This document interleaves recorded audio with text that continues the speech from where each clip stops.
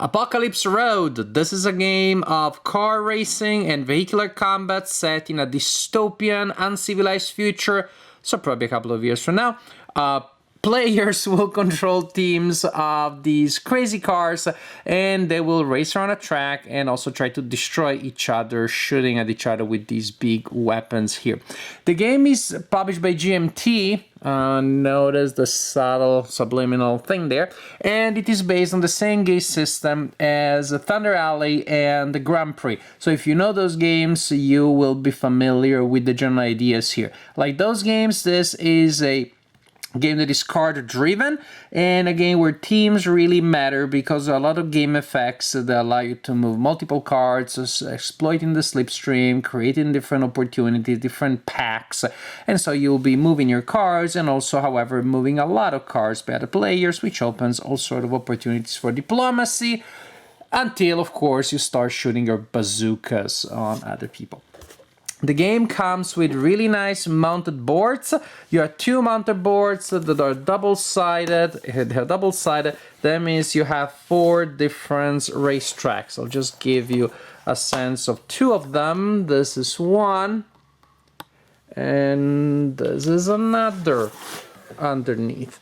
Again, the other side has more. Different tracks with different terrains, different things going on.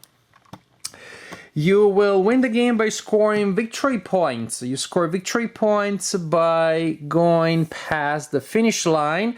Each time that one of your cars goes past that finish line, you score a point. Also, you score points for destroying enemy cars. You don't need to keep track of how many laps each car has done. It's okay to be lapped because, again, victory points are simply based on each time that a car goes there, so you don't need to keep track of how many times that car did it or how many times this one did. I did that, that's a victory point. I destroy an enemy car, that's another victory point. Hooray! Each player has a team of cars and a card for each team, such as this one. That will tell you the abilities of the car. So this one is the 14 green, then I know it has a base speed of 4. I know the weapon, it's important when you attack, and the orientation. Some cars will only attack in front, that is, so in the areas right in front of the car itself. Some cars will only attack in the back, so only the areas, the 3 areas behind, and some have a turret, and so they can attack all 8 adjacent spaces, all spaces adjacent to them. Each card token also has a light background side and a dark background side. So after you move your card to indicate that it's activated, you flip it to the other side. And so there is one turn in which light means still to activate and dark means activated. So once every card is on the dark side, then you play the next round in which dark means still to activate and light after it activated. And you may have noticed something a little funny here. The most natural thing to me is to flip them along the long side because it's the longest, so it's the easiest to grab. But if I do like this, then all of a sudden the card that is facing that way, oh, no, I did a 180. So actually, to keep the orientation, you have to flip them along the short side, which is just a little counterintuitive and weird, but that's the way it is. Our mat also tells us the defense value of each card, which is also printed on the card itself, because at a glance, when you are attacking somebody, you don't need to know what they would do to you if they attack back. You want to know what is the armor that you're trying to beat. And also we have spaces here where we place damage markers. When a card takes 6 points of damage, so receives 6 damage points, it is destroyed and removed from the game. And you receive another one from your mat, if you still have any. So you do have vehicular elimination, but not direct player elimination. I don't think it's going to be likely for somebody to lose all of their cars. because each car is eliminated is victory point. So chances are that if somebody has lost a lot of cards, somebody else is winning and is going to win. So that's kind of the general idea. Your cars, differently from other games in the system, also have weapons and also have armor value. The general idea, however, remains the same. That is, players have a hand of cards, and during their turn they will play a card and simply perform what the card says.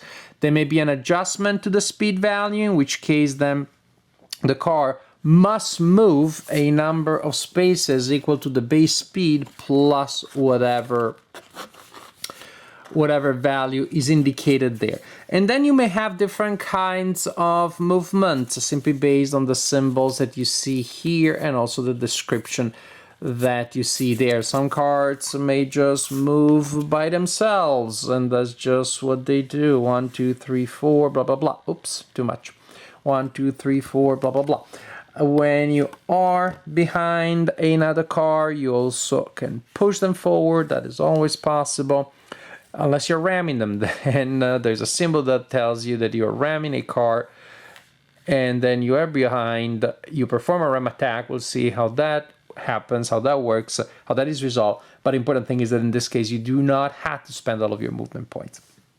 Other types of movement will lock you together with the cars behind and in front of you, and as many other cars are behind and in front, they all go, they all move. So say, for example, I activate that car with line movement, then all of these cars will move together. Other times a car will lock only the cars behind it, and so you have to move them all like that. I know it sounds very cumbersome, but after a while you become familiar with the whole thing. If you can move laterally, displacing cars in the process. It can be person movement, in which case you move the cars that are in front of you instead of behind you. And so, for example, that one is activated with a person movement. So that's where they all go. And so basically you want to form packs with your own cars, so you can have your cars help one another and possibly not help the enemy all that much. So movement, if you're familiar with Thunder Alley or Grand Prix, you know how that works. The difference that before or after you move, you can attack. So basically you get an attack every turn. To attack, again, you check that the weapon of the active car has a valid target. Say, for example, 75W has an autocannon in front. Oh, splendid, because there is an enemy just in front of me. And say this, I want to do it before I resolve my movement. I declare the attack, then I draw a card from the combat event deck. The first thing, I look at the number here. The number is equal to or higher than the armor of the card that I'm attacking. I score a hit. This is a 3, so that's a miss. But lo and behold, I just drew a 3 instead, you see? There you go, not cheating at all, booyah. So I drew equal to or higher than the armor of the target. At that point, I look at the car and I check what kind of weapon I was using, and that will tell me how much damage I caused. I attack with an autocannon, and autocannon in this card inflicts only 1 hit point on the opponent. Point, point, set trombone. When you perform a ram attack, you need a card that lets you do so. It can be devastating. Usually you will also take some damage, because when you look at the collision, then you see damage that goes on the target and on the self. But a single successful ramming can destroy a car, like in that case. Usually the best way to destroy an enemy car is to soften them up with some fire and then finish them off with a ram. As you can see, some can destroy a car in a single hit, some not so much. And again, there can be damage involved for you. Also, if the race car that you played has that symbol there, then after movement you resolve a movement event. Usually those are cards that allow you to move particularly fast, but they have the catch that the movement may damage you. May be good for you, you just don't know what kind of event you're gonna get. And the event is resolved right after movement. That means if you are moving and then planning to attack after movement, you need to resolve the event first, and by the time you resolve it, you may not be able to attack because bad stuff happens, so the target is not there anymore, you're not there anymore, who knows what happens.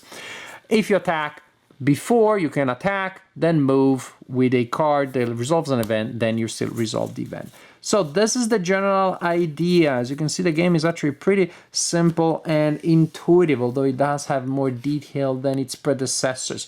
Race around the track, trying to go past the finish line as many times as possible and score points for that. Destroy enemy cars, and there are points for that. Also, first player to reach 12 victory points is the winner of the game.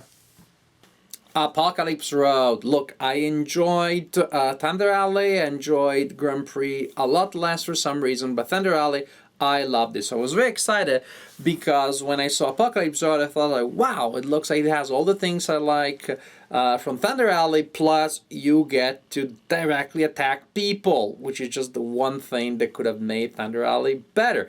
And you got it here. So I'm really, really happy with Apocalypse Road. I find it so enjoyable. Now, these are times of pandemic, so I could not play it with my adult friends. This is a game that I think would really shine a game night with adults and with a high number of players, because the good thing, this is based on my knowledge of Thunder Alley, the good thing with this kind of system is that you're engaged the entire time because people keep moving your cars. In this case, of course, people also shoot at you, so there are more reasons for you to be interested and see what happens. You have the diplomatic element. Hey, if you pull me now, I can push you later. I see how here you also would be applied to, well, if you don't shoot me and you shoot them, then I can also shoot them and we can work together, da-da-da-da-da-da.